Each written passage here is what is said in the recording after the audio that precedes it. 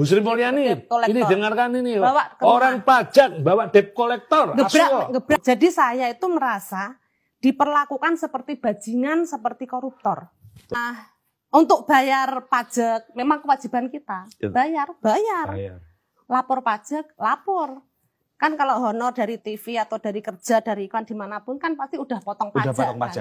Nah, kewajiban kita kan lapor pajak. Kan? Iya.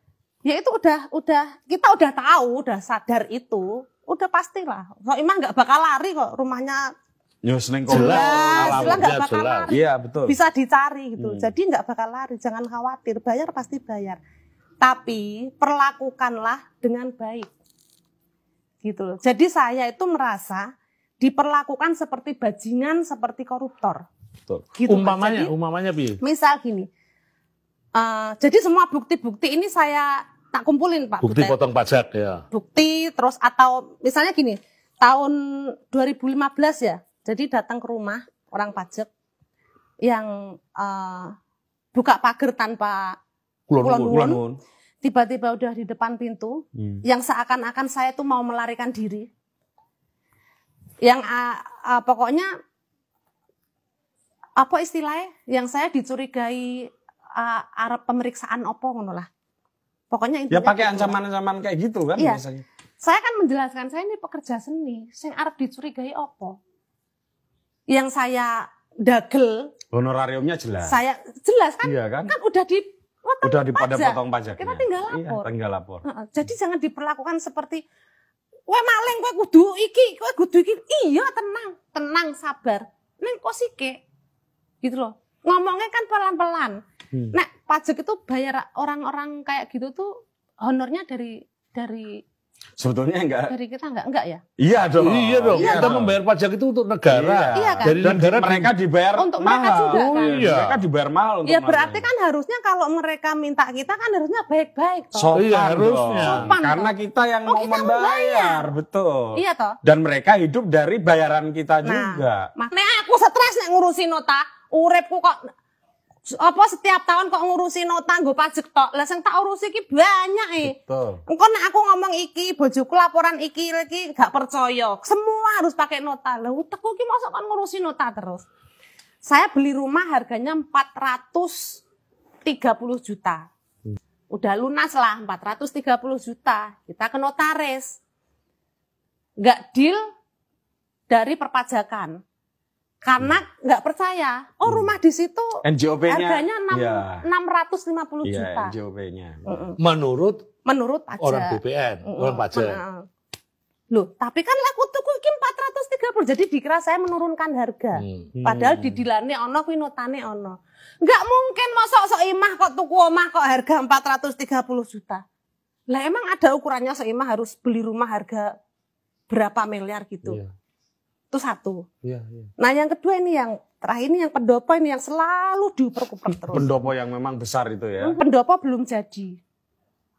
Udah dikelilingi oleh orang pajak. Ditekani, diukur. Jendela jadi jam 10 pagi sampai jam 5 sore. Ngukuri pendopo Mas. Ki saka diukur, jendela diukur. Direkam Mas, dipotoni. Tak simpen fotone, sapa sek ngukur, sapa masih ada fotonya. Jadi akhirnya pendopo itu istilahnya appraisal. Nah, itu hampir 50 miliar. Edan. Padahal saya yang bikin aja itu belum tahu total habisnya itu piro wong kuwi urung rampung finishing, urung rampung total. Saya tuh belum tahu itu habis total berapa. Tapi orang pajak udah ngitung itu hampir 50 miliar.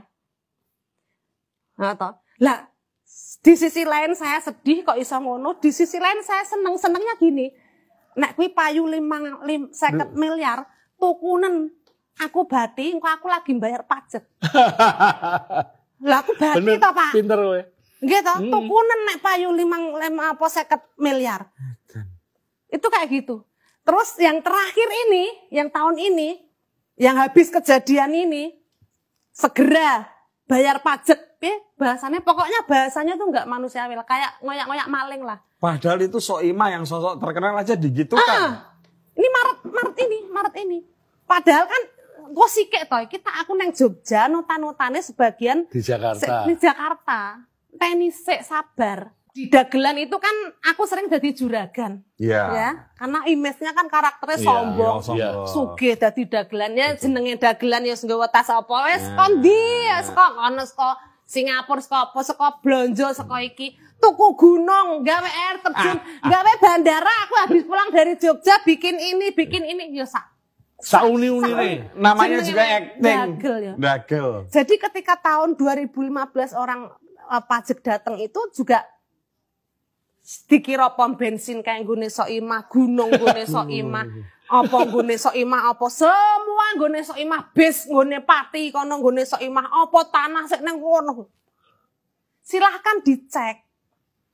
Dikira aku kok pencucian uang, kono nang Pati kono. Menarik loh, Pak Putut. Iya. Ini kan ocehan-ocehan dia ketika melawak, itu kan fiksi. Fiksi, iya. Tapi Acting. oleh petugas pajak difaktakan, dianggap fakta. Dianggap fakta. Toh. Di Instagramku postingan-postingan berarti kan ini. ketok sing goblok sapa toh itu? Ini ora masalah goblok, ini masalah modus. Modus, apalagi hari ini kita tahu kan bagaimana oknum-oknum petugas pajak itu memanfaatkan main mata dengan wajib pajak. Ini kan target-targetnya kira-kira seperti itu kan. Iya. Dia di-pressure dari fiksi dijadikan fakta untuk menekan seseorang supaya diancam membayar pajak yang tinggi, lalu wes rasa oke-oke separuh nih baik. Akhirnya datang itu orang pajak ke tempat kakak saya, kakaknya Mas Koko. Bawa debt collector, Lu. brak meja.